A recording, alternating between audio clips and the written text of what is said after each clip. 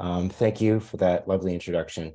I appreciate it. I'm definitely a happy father. That's the best part. Okay, really nice to be back here at PLT. I always really appreciate it when I'm able to come on and share something with all of you. And I'll try to go slow for the translators. And yeah, I just really hope that everybody gets something of value. So I was asked to talk about intuition and the koshas. And this is a topic that I think is actually really important for people to learn, because I really feel that the tantric perspective on especially intuition is very different from how people tend to normally think about intuition. I would argue that the tantric idea of intuition is counterintuitive, ironically, to how most people think about that term, intuition. Because I don't think I'm wrong in saying that when most people hear intuition, and you're talking about a kind of intuition that can be developed through some sort of spiritual practice, people have associations of fortune telling, of knowing some deep feeling within yourself that you're supposed to take this path and not that path. And there's some important distinctions to be made there within the tantric model that I'm really excited to be able to explore with all of you today. So I guess I'll get started and share my presentation. Okay, intuition and the koshas.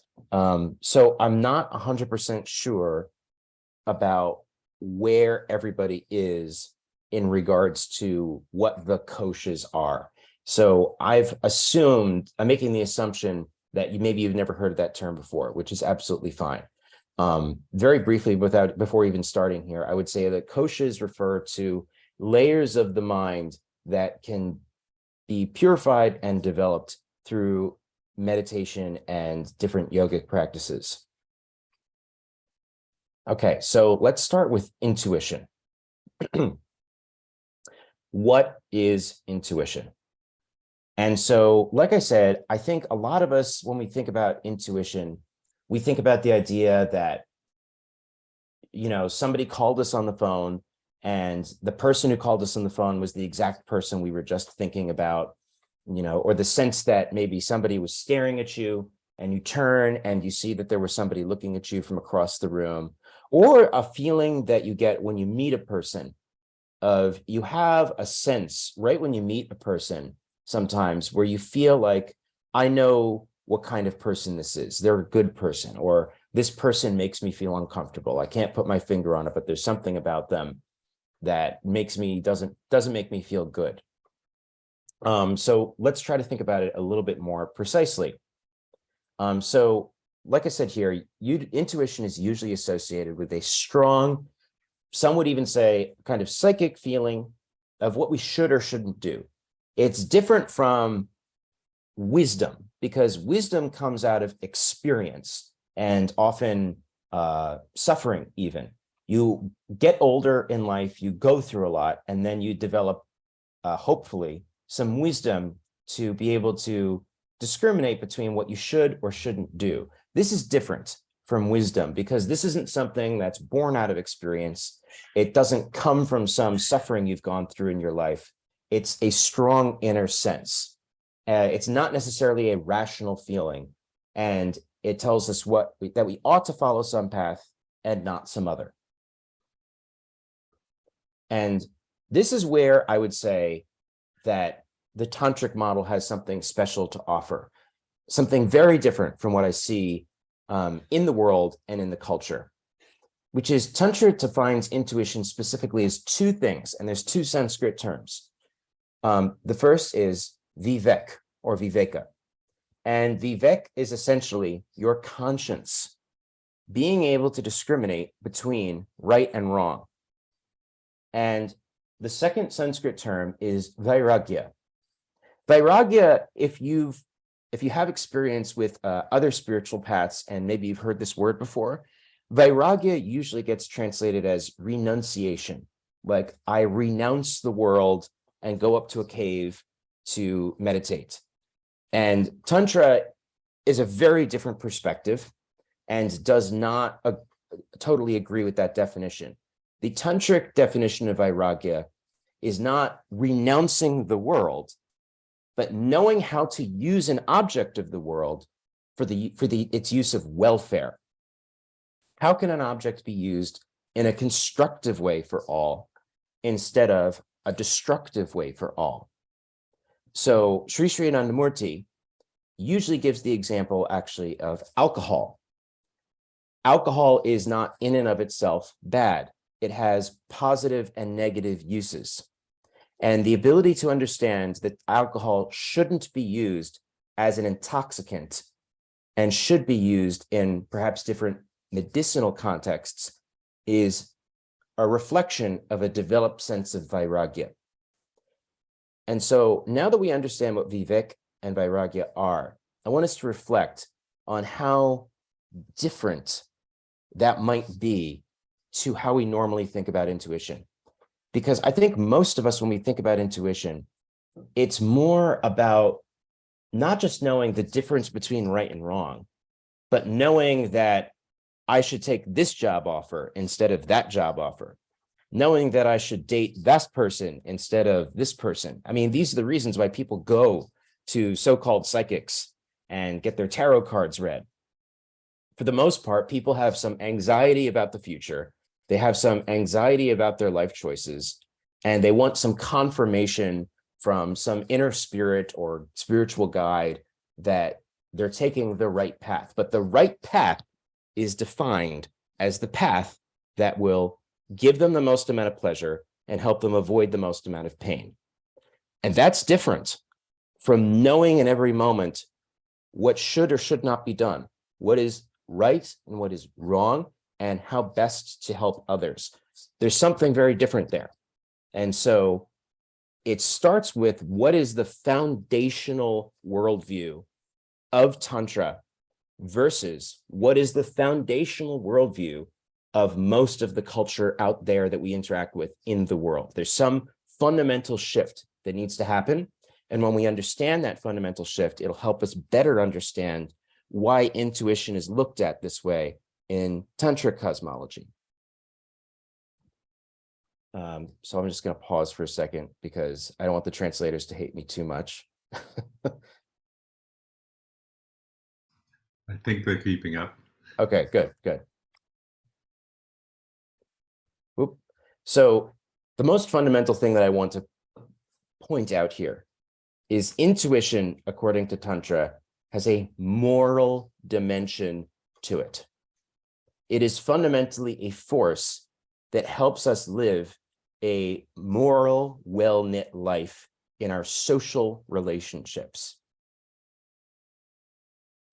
And so I would say that intuition is, in fact, a strong inner sense of what to do and what not to do. But I would argue that because we live in such a overwhelmingly materialistic culture, I would say most of us are conditioned to think of intuition as something that allows us to maximize our selfish pleasure and maximize our ability to avoid suffering or struggle. And that does not have anything to do with a tantric worldview, I would say. The fundamental shift is shifting away from looking, when we talk about what's good for you, we normally think about it from a materialistic perspective. What's good for you is what will allow you to make the most amount of money. What's good for you is what will allow you to experience the most amount of pleasure. What's good for you is something that will make your life easier. From a materialistic perspective, perhaps that might be true. But if we're talking from a tantric or a spiritual perspective, what's good for you is something that will help you develop, something that will help you grow, something that will help you learn, something that will make you a better person, something that will make you a better world citizen, a better spouse, a better in your relationships, as somebody who is better at reflecting the interconnectedness of all through their actions. And so I would say intuition is normally thought of in terms of what job offer to take, whom to date, how we should follow fame or fortune, whether somebody is the one, et cetera, et cetera. And we tend to narrowly confine our ideas about intuition and psychic ideas with basically different notions of fortune telling. And I would say that here we're talking about fundamentally something different.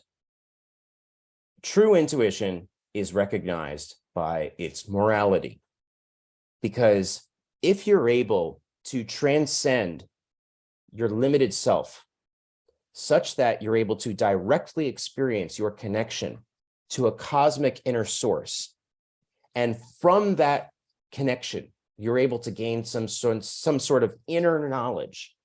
That inner knowledge, if it's being misused to help you become famous, then you're going against the grain of what created that strong connection in the first place. That's why somebody who is able to gain intuition, the real intuition is seen by the morality that they exercise in the world, their ability to discriminate between right and wrong, their moral clarity, and their ability to help others in every moment. And it reminds me actually of a quote by Immanuel Kant, who was the German philosopher. This was in the conclusion of his book, The Critique of Practical Reason.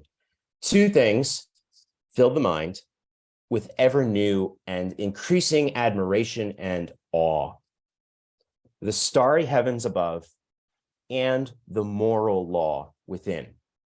And so for Kant, and I would say for Anandamurti also, the infinite reflects itself at the outer and the inner levels, at the celestial and the terrestrial levels. The infinite cosmos is reflected within you, and the way that you can see that the infinite cosmos reflected within you is specifically by getting in touch with what Kant calls the moral law within.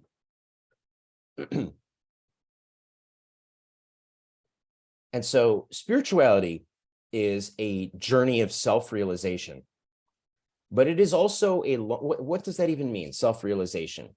I would say that it's a long journey of recognizing that the truest, deepest, innermost self, not who you think you are, but the depths of what you really are deep down inside, is connected with, penetrated by, and embedded in a larger whole. It's the recognition that you are this, this idea that you're some separative tiny unit that's different and from everybody else and nobody can understand you. That's an illusion. That everything you think you know about yourself is actually totally penetrated by all kinds of relationships, some of which you understand, some of which you don't. And that actually you are reflecting something much deeper that is embodying itself through you.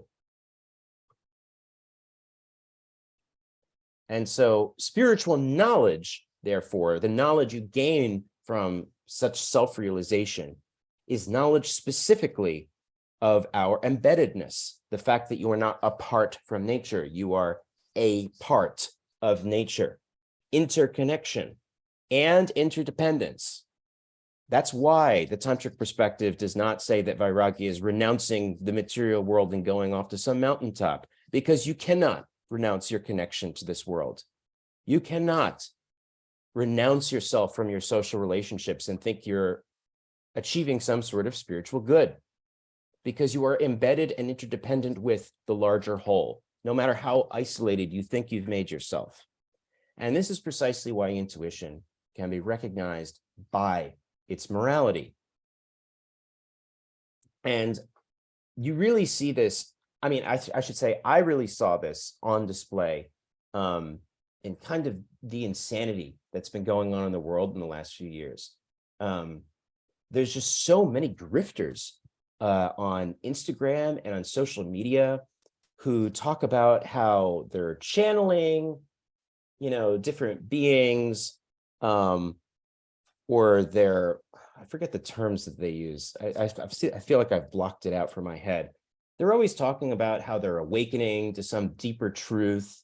and they're spending hours in states of altered state of consciousness, and it gives them visions about the true nature of the world. And what ends up coming out of their mouth is paranoid and basically encouraging you to isolate yourself from others and think about yourself as spiritually awakened while everybody else is spiritually asleep.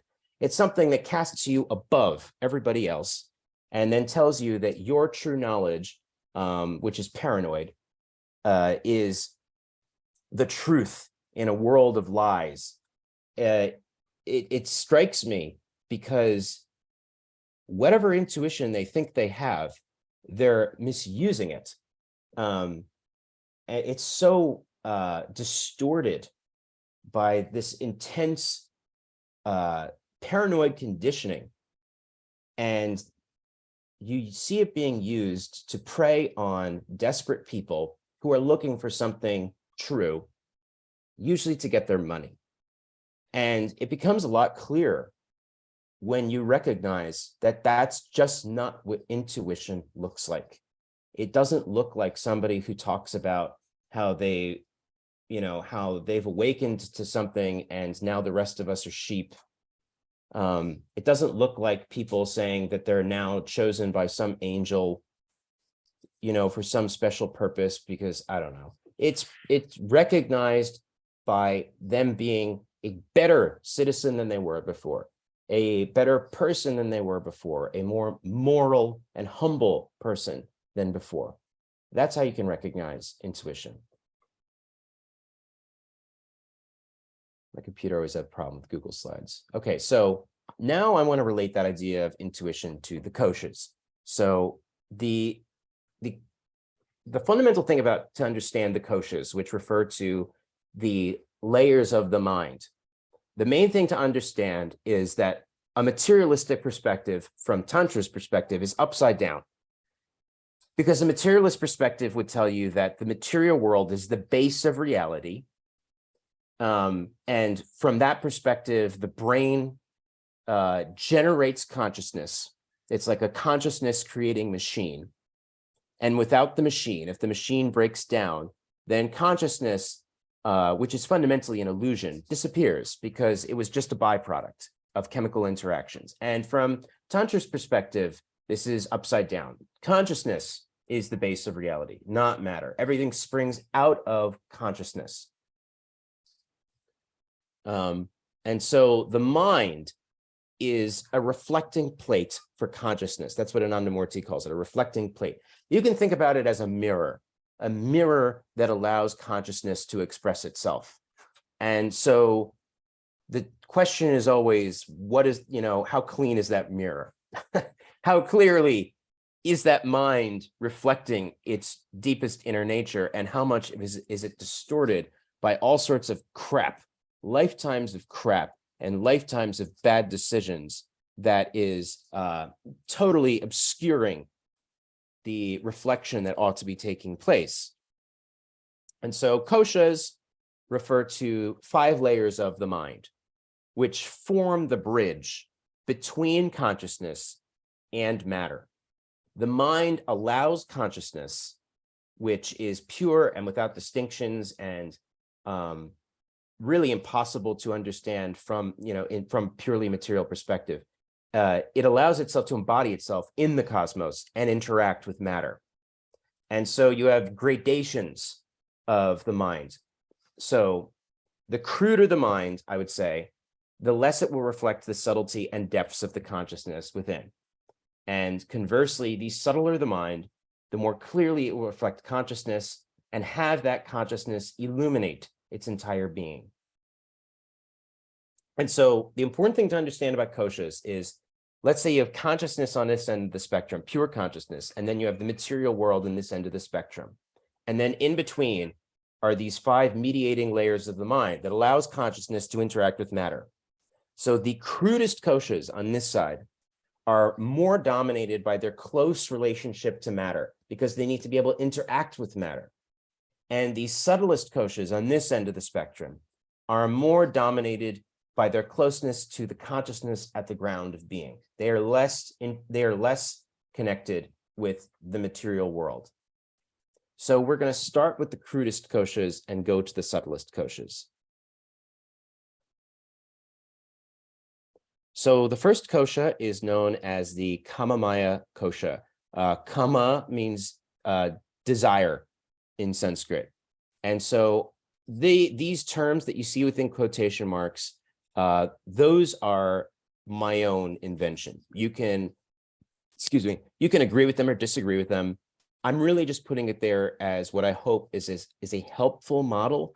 Anandamurti has actually written shockingly little about koshas. A lot of this has just come from years of discussions with acharyas and years of trying to unpack the little material that exists to help me understand what is really going on with the koshas. And so my personal definition of the Kamamaya Kosa is I call it the instinctual mind.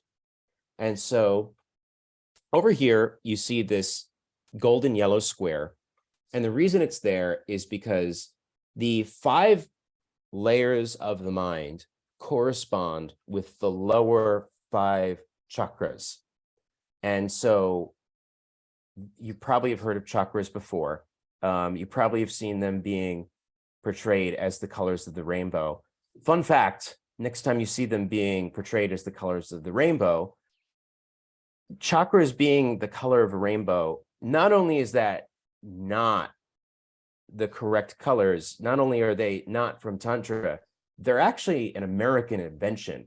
They spring out of a man named Charles Ledbetter. He was a British occultist. Basically, at the turn of the century, in the early 1900s, there were all these people, probably first with Helen Blavatsky and later people like Rudolf Steiner, who started movements like theosophy and anthroposophy. And it was a sort of religious syncretism between Western Christianity and Eastern mysticism. I'm not saying it's without value. I'm actually not knocking those people or those things at all. But just to say that the rainbow chakras is actually an American appropriation that comes out of 20th century occultism and has nothing to do with tantric cosmology. And so the colors you're going to see here are different if you're familiar with rainbow colors. So as I was trying to say, the 5 layers of the koshas are associated with the 5 lowest chakras. So the highest chakra is at the crown of the head. That's the Sahasrara chakra. And you can think of that as pure consciousness. Consciousness is involving itself with the world. And so you can see that in the chakras and the way that they move from subtlest to crudest. Consciousness involves itself with material reality so that it can embody itself in material reality through the human being. And then in the practice of going through your own spiritual development, you are retraversing that journey from crude to subtle and using the human embodiment of consciousness in matter to evolve out of matter back into consciousness. So at the crudest level of the mind, which is the first chakra, which is at the base of the spine, you have the Kamamaya Kosa, the instinctual mind. So the Kamamaya Kosa controls the Muladhara chakra, which is the first chakra at the base of the spine. And that first chakra at the base of the spine is traditionally shown to be a golden yellow square, the shape. And the main thing to understand about the Kamamaya Kosa is this is the layer of the mind that is directly connected to the material world. That's its job. Its job is to understand the needs of material reality and respond to it.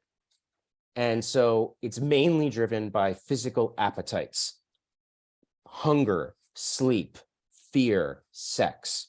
Okay, it's not that this layer of the mind is bad. It's that it's doing its job. If you're hungry, you need to eat. If there's some lion out there that's ready to drag you out of the cave, it intelligently makes you afraid so that you can deal with that. Otherwise, your spiritual journey as a human being is over. Okay, that's its job. You shouldn't let it run the ship. Okay, it's like putting the toddler at the front of the airplane and tell it to land the plane. Okay, every single layer of the mind should have its role.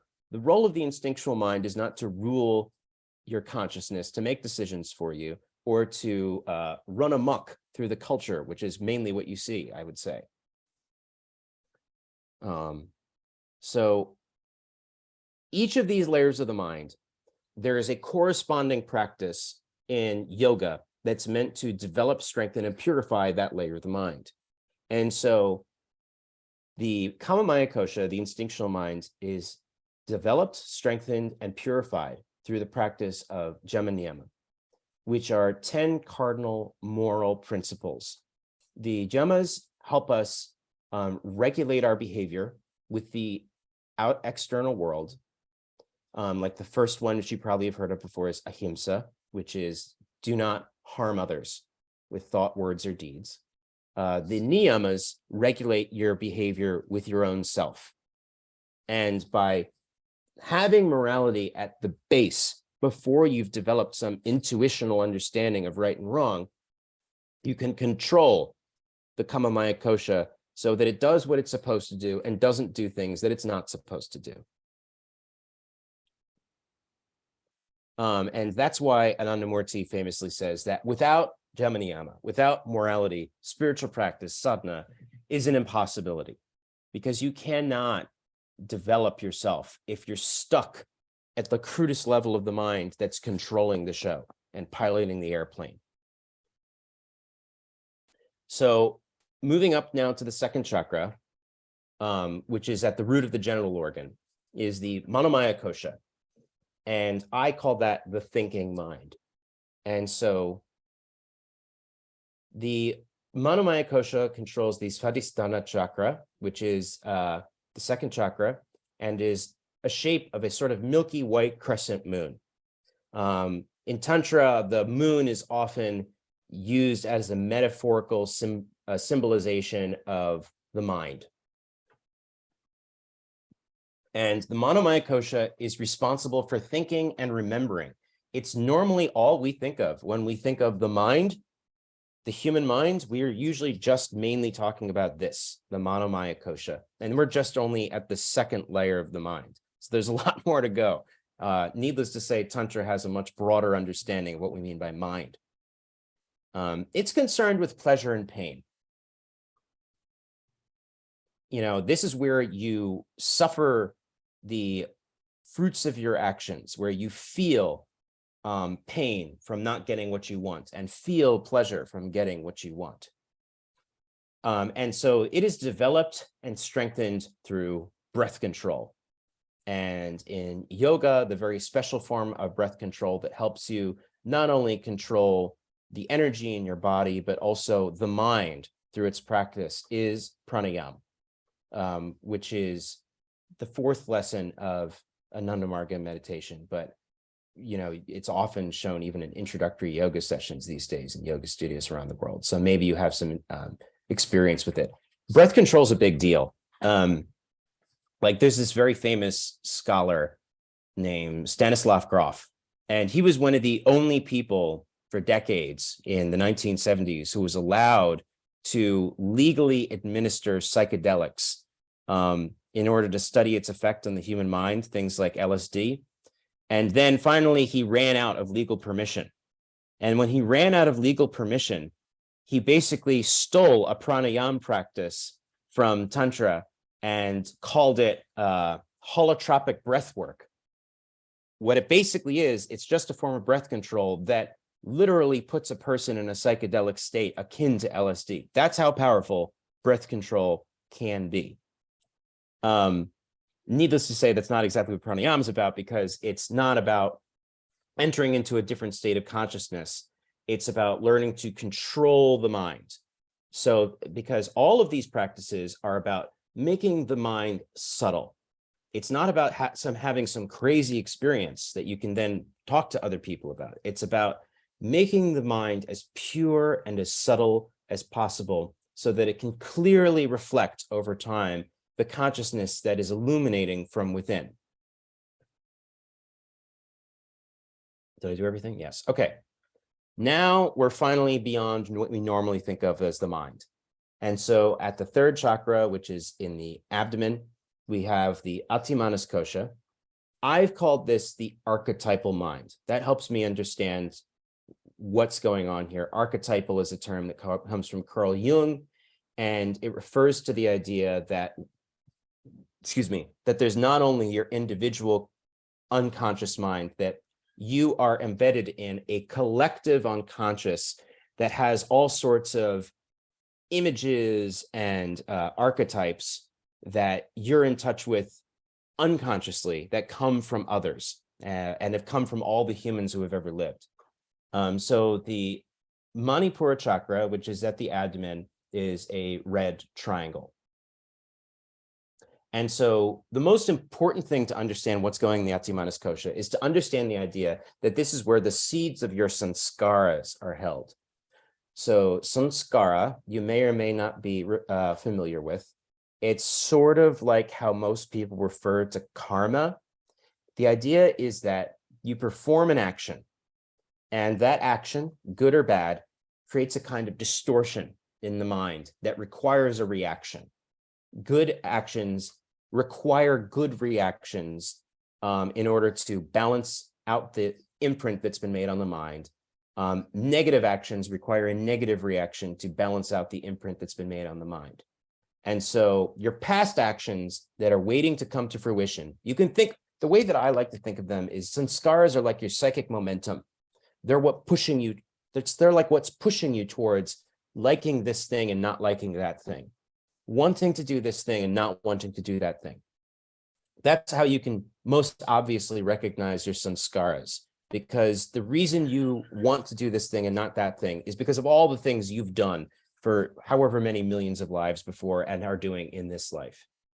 And if you can understand that this is where the seeds of your sanskaras are, then you can understand that the Atimanas Kosha is what's responsible for your sense of aesthetics, your sense of beauty. It determines what you're attracted to and what you're repulsed by.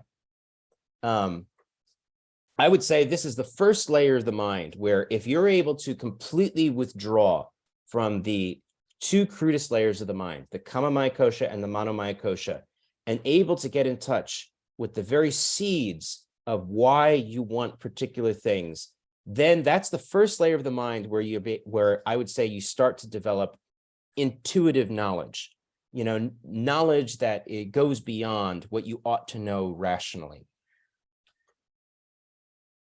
And so this layer of the mind is developed and strengthened through withdrawal of the mind from the senses. The yogic practice that is related to this is called pratyahara, but that's what it means, withdrawal of the mind from the senses. And any artist would tell you that this is exactly what happens in creating art. There's a reason why for most of history until maybe up until Beethoven, the artist was not considered some sort of special genius. The artist was somebody who was in touch with the muse. They were present, they show up, and then the muse is able to work through them to create art. The genius comes from the entity that is working through them, not through the artist. And when you're creating art and you're really in the zone, so to speak, there's a sort of almost mental trance that's being created because you're withdrawing your mind, from the crude senses. You're in some other place. And that's, I would say, the very dim intimations of this layer of the mind, the Atimanas Kosha. Okay, finally, we got the Vijianamaya Kosa, which is here at the midpoint of the chest. Gyan in Sanskrit means knowledge. This is like the layer of the mind that relates to true knowledge. I call it the conscientious mind.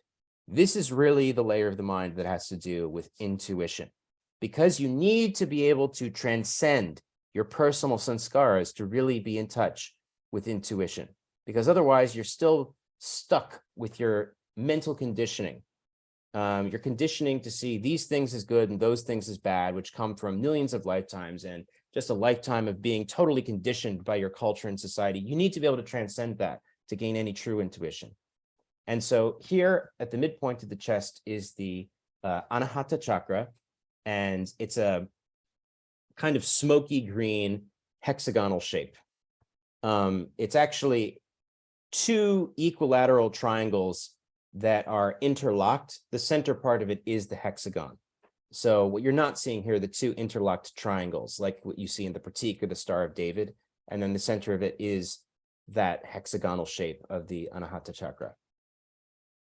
And so the important thing to recognize about Vijianamaya Kosa is this is the first layer of the mind to transcend your personal sanskaras.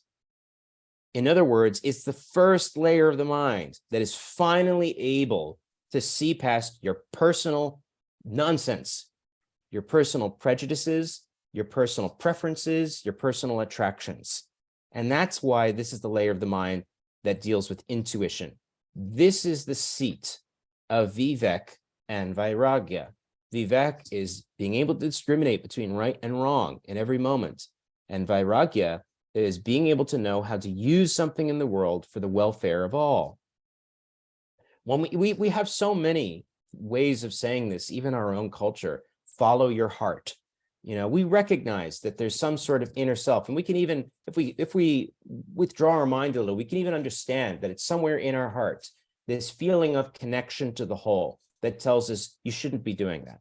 You should be doing this. This is wrong. You should do that. You know you should do this.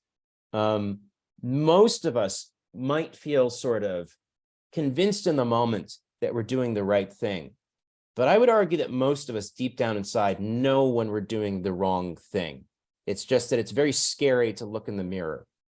And so at the crudest level of mind, which is Kamamaya Kosa, you need a set of values that guide you very strictly. That's Jama Niyama. At this layer of the mind, it's almost like, because that was the base, you've moved on to a place where it's less about some sort of code that's guiding you, and it's more about your direct relationship to cosmic consciousness. And through that direct relationship from cosmic consciousness, you can intuitively perceive clearly in every moment what's right and what's wrong. And that's what intuition is all about.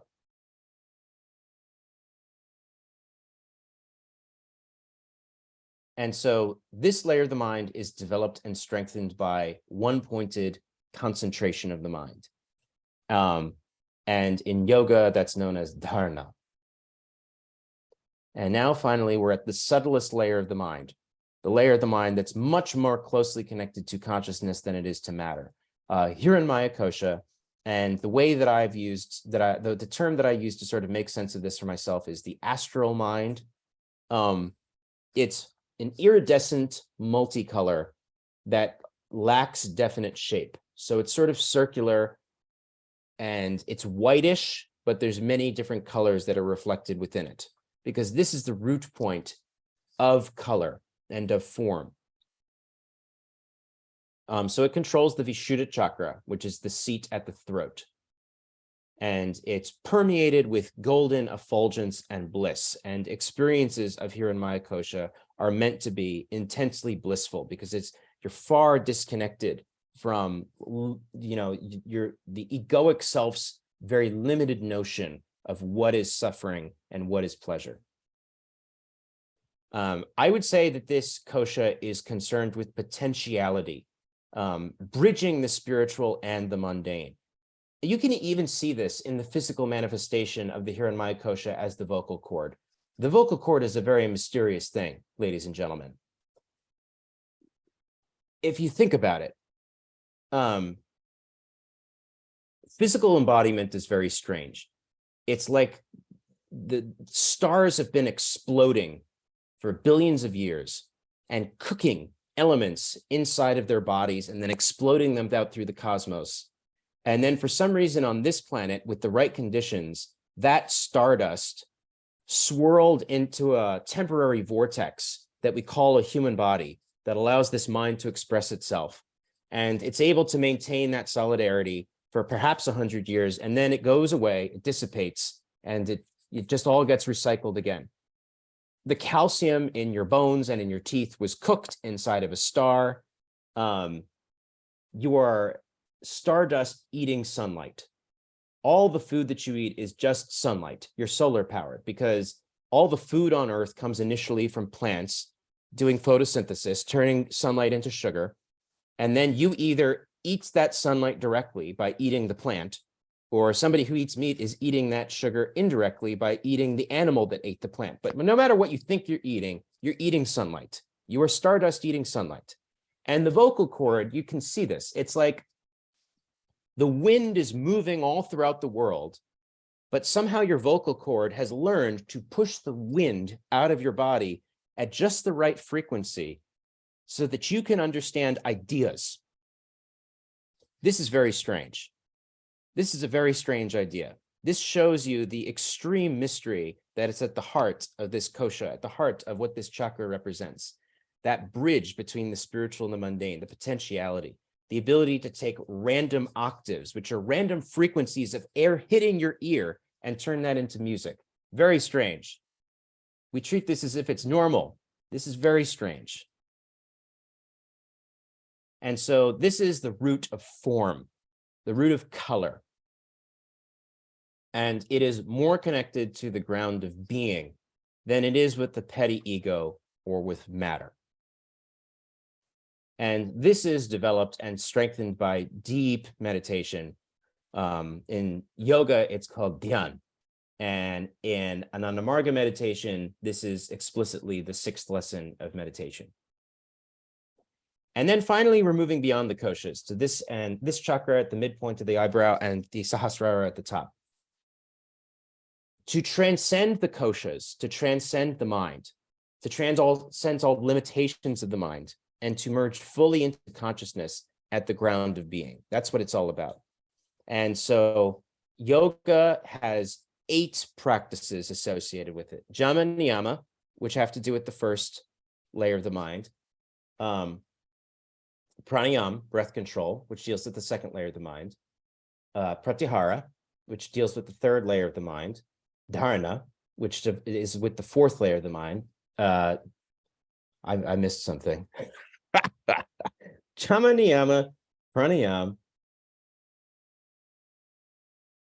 pratyahara, dharana, dhyan, samadhi. I'm missing asanas. What am I missing? Can somebody interrupt me? I feel like I'm crazy now. That's 7. What's the 8th? Is it asanas? It must be asanas. It's asanas. It's asanas. I remember now. It's definitely asanas. Oh my God, I'm losing my mind. Excuse me. I forgot about asanas. Not a coincidence that I'm the one who forgot about asanas. Jama and Niyama are 2 also. Yes, it's 2. Jama and Niyama, but I forgot asanas. Asanas develops the body. What we normally just call yoga is just about developing the body. Then there's Jama and Niyama. Then there's pranayam. Then there's pratyahara. Then there's dharana. Then there's dhyan. The last one's samadhi. That's 8. That's why it's called Ashtanga yoga, the 8-fold path. So samadhi in Tantra is known as absorption. You're absorbing your whole self in the deeper self within. And that's what we call self-realization.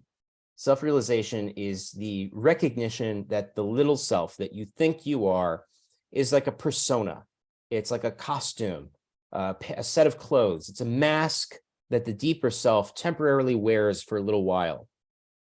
And self-realization finds its ultimate fulfillment when that inner knowledge is reflected in the world, not by knowing when somebody's going to die and,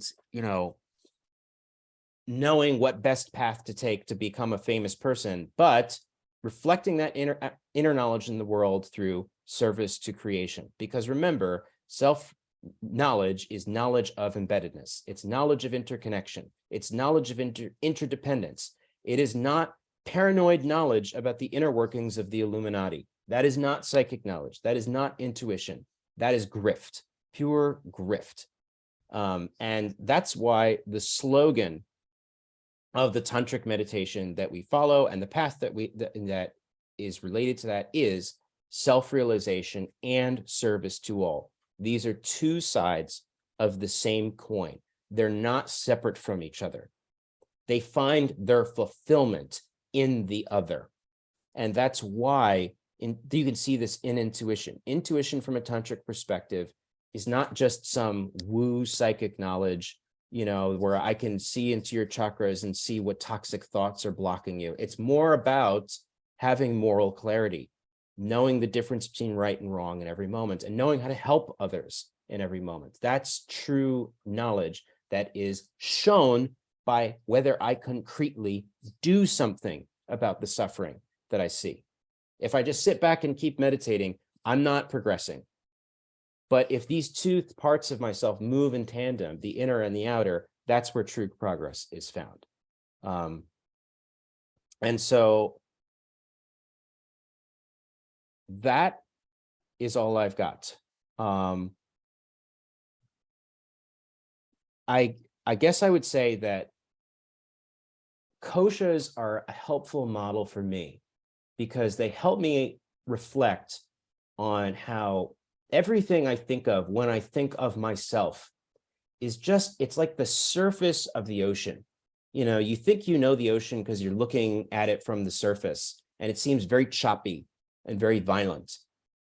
But if you dive deep, first of all, you recognize that there's a tranquility beneath, but you also begin to recognize that we know nothing about what's in the ocean. And similarly, everything you think you know about yourself is just so limited. It's so shallow.